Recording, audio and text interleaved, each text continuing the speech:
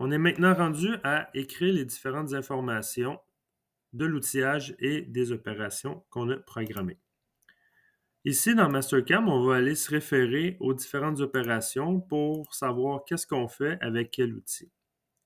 On va commencer par la première opération qui est le dégrossissage de la poche rectangulaire. On va utiliser l'outil numéro 1 qui est la fraise 3/4.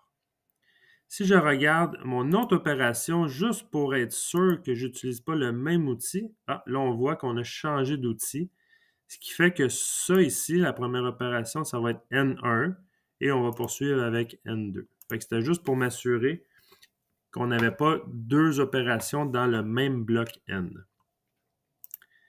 Je vais aller dans ma feuille de montage, je vais écrire bloc N1. Je vais pouvoir écrire des grossissage de la poche rectangulaire. Le numéro de l'outil, on l'a vu tantôt, c'est P1 avec H1. Le rayon de l'outil, ce qu'on veut savoir, c'est le D. Ça va être D1. Dans le programme Mastercam, quand on l'a posté, on l'a posté en Where. Ça veut dire que la compensation du rayon est déjà faite. Ce qui fait que dans mon MOS, j'ai juste besoin de savoir c'est quoi le numéro du D. Je n'ai pas besoin de savoir la valeur du rayon de mon outil. L'outil de coupe, ça va être une fraise 750 mm de diamètre. Et ça va être en HSS. Nous, à l'école, pour les fraises 3/4, c'est en assez rapide. Ensuite, pour l'opération numéro 2, ça va être également un dégrossissage, mais de la poche qu'on va appeler de forme quelconque.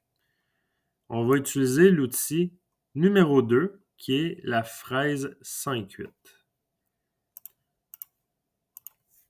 Je vais juste aller voir, pour être certain, si ma prochaine opération, j'utilise le même outil. Non, je n'utilise pas le même outil, ce qui fait que ça, c'est vraiment mon N2.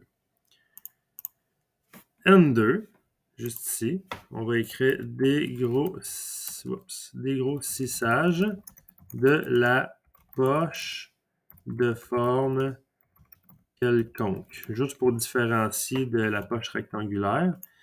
Le numéro de l'outil, c'est T2 avec H2 avec D2 pour le rayon de l'outil. Je vais utiliser une fraise à 625 mm de diamètre qui est 5/8 et également en acier rapide HSS. Je vais fermer l'opération 1 et 2. Maintenant, l'opération 3, on voit que c'est le réusinage des coins.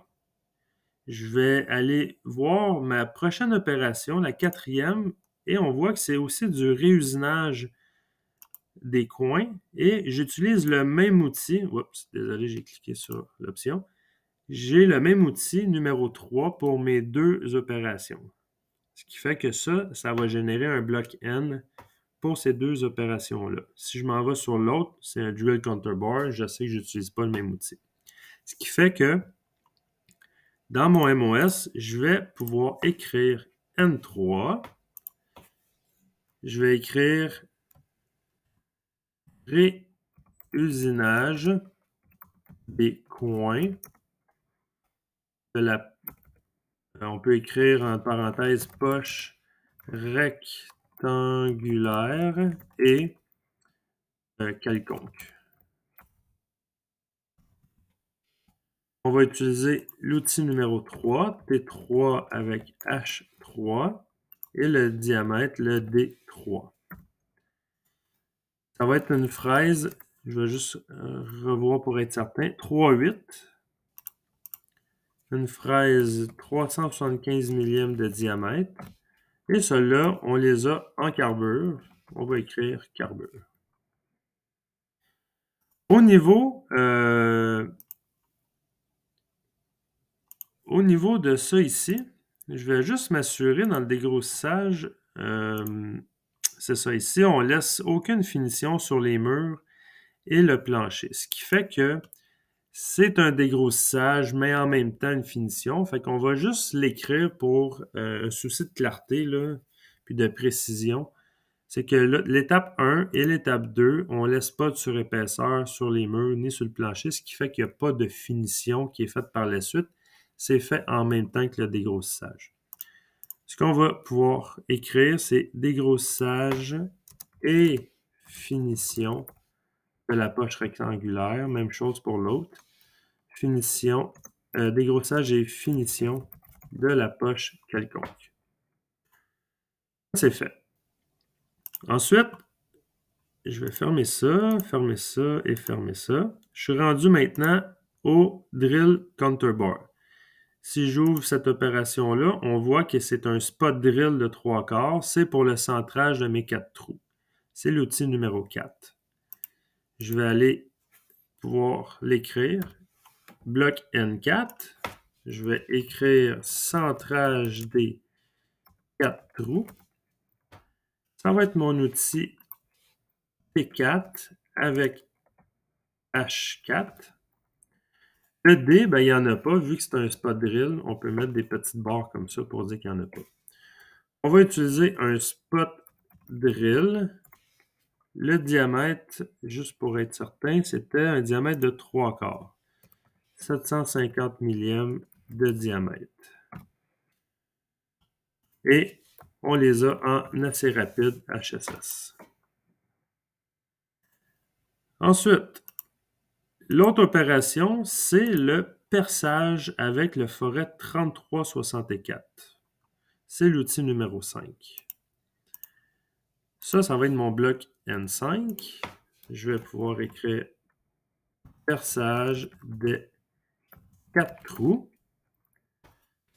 C'est mon outil T5, H5. Je n'ai pas de D parce qu'il n'y a pas de compensation d'outils pour un forêt. Je vais pouvoir écrire ici forêt 3364 de diamètre. Et tous nos forêts sont en acier rapide, alors HSS.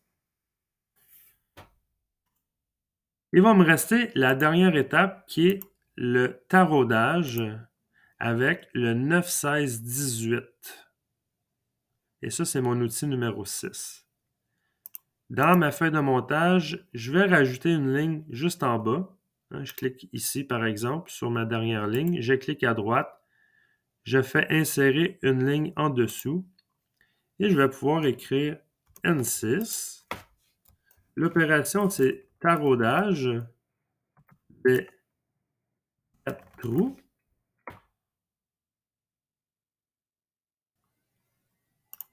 Ça va être mon outil numéro 6, T6 avec H6. Même chose pour le rayon de l'outil, il n'y a pas de compensation pour l'outil de taraudage.